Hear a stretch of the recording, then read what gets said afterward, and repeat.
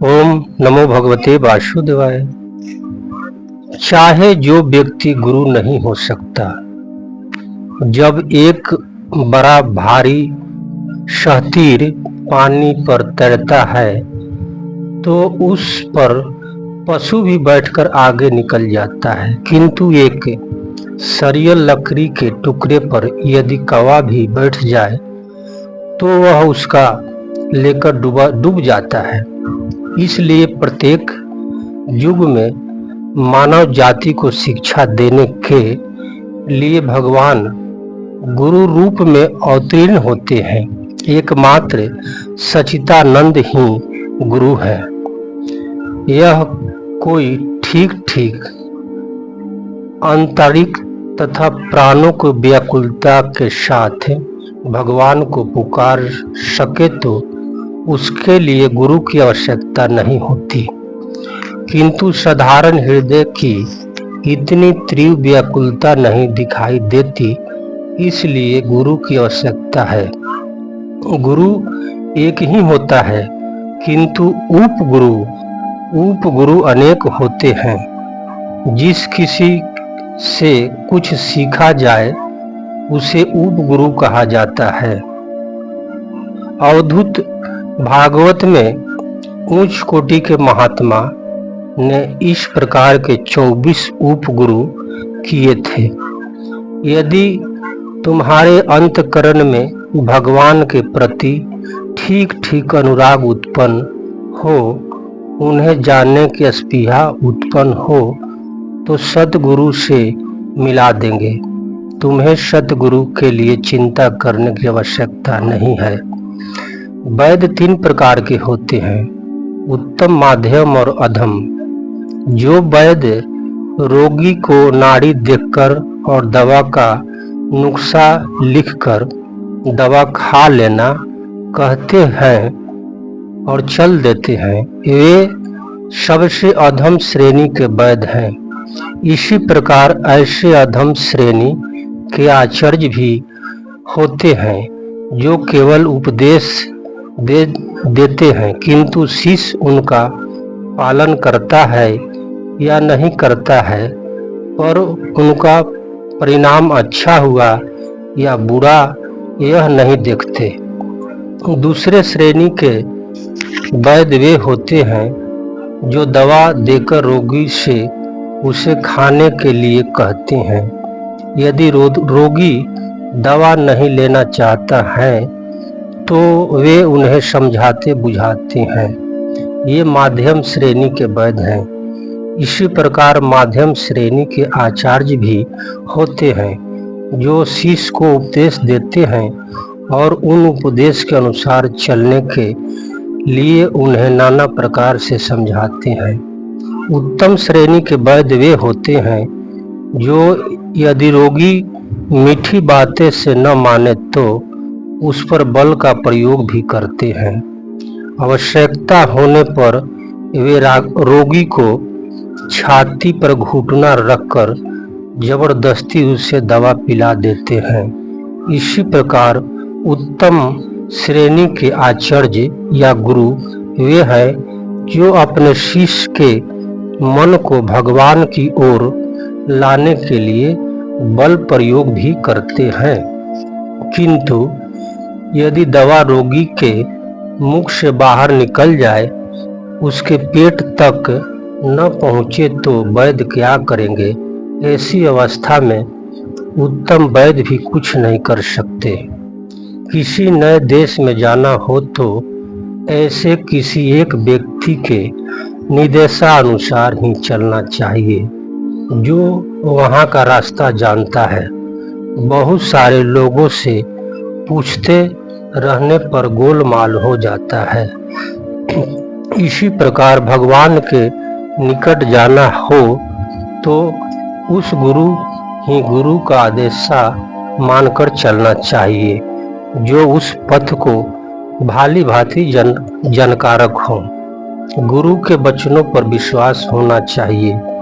गुरु सच्चिदानंद स्वरूप है, स्वयं भगवान ही गुरु हैं। यदि तुम गुरु वाक पर बालक की भांति विश्वास करो तो तुम भगवान को पा जाओगे। बालक का विश्वास कैसा तीव्र होता है। माँ ने कह दिया यह तेरा भाई है, बस बच्चे को 16 आना विश्वास हो गया कि वह मेरा भाई है, फिर भले ही वह ब्राह्मण का लड़का हो या अन्य व्यक्ति का लड़का हो। मोती ले लो और सीप को फेंक दो। गुरु ने जो मंत्र दिया उसका जाप करने में मगन हो आओ। गुरु की मनुष्य दुर्लभताओं की ओर मत देखो। कोई तुम्हारे गुरु की निंदा करता हो तो उसकी बातें कभी मत सुनो। गुरु माता पिता से भी बड़े हैं। यदि कोई तुम्हारे सामने तुम्हारे माता पिता का अपमान करे तो क्या तुम उसे चुपचाप सुन लोगे? आवश्यकता हो तो लड़कर भी गुरु को सम्मान की रक्षा करनी चाहिए। विश्वास और श्रद्धा चाहिए। विश्वास में कितनी शक्ति होती है सुनो। एक आदमी को समुद्र पार करके लंका से भारत आना था। विभीषण ने उससे कहा, लो इस चीज को अपने कपड़े के एक छोर में बांध लो। इसके बल पर तुम समुद्र में पार कर जाओगे। तुम पानी पर चल सकोगे, किंतु ध्यान रखो इसे देखना नहीं जाना कि क्या वस्तु है,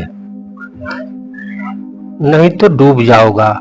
निंदित वह आदमी पानी पर बड़ी सरलता से चलते हुए आगे बढ़ने लगा। विश्वास में ऐसा ही बल होता है, किंतु कुछ दूर जाने के बाद उसके मन में कौतूहल हुआ। विभीषण ने मुझे ऐसी कौन सी आश्चर्यजनक वस्तु दी है कि जिसके बल पर मैं पानी के ऊपर चल रहा हूँ। उसने गांठ खोली और देखा तो उसमें केवल एक पत्ता था जिस पर राम का नाम लिखा हुआ था। उसने कहा, बस यही, और तत्काल ही वह डूब गया। कहते हैं कि राम के नाम पर विश्वास करके हनुमान एक ही छलांग में समुद्र को लांघ गए, किंतु स्वयं रामचंद्र जी को समुद्र पार करने के लिए सेतु बांधना पड़ा।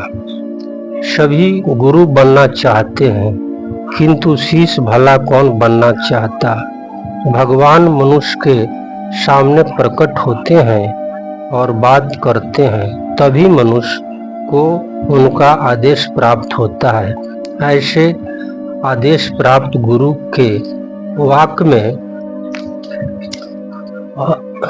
विश्वास होनी चाहिए। वे पहाड़ों को भी हिला देने वाली होती है।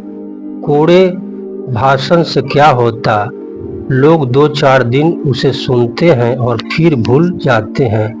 लोग कोरे शब्दों को ग्रहण नहीं करते। गुरु विशाल गंगा के समान है।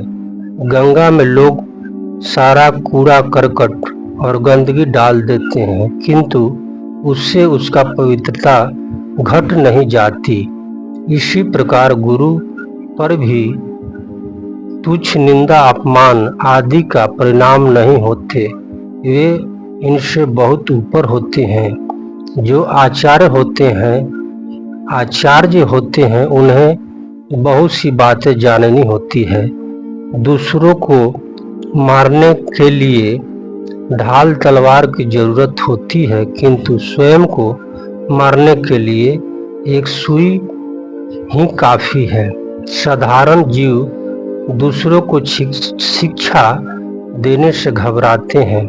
सरियल लकड़ी का टुकड़ा स्वयं किसी तरह पानी पर तैर जाता है, किंतु यदि उस पर एक चिड़िया भी बैठ जाए तो वह डूब जाता है।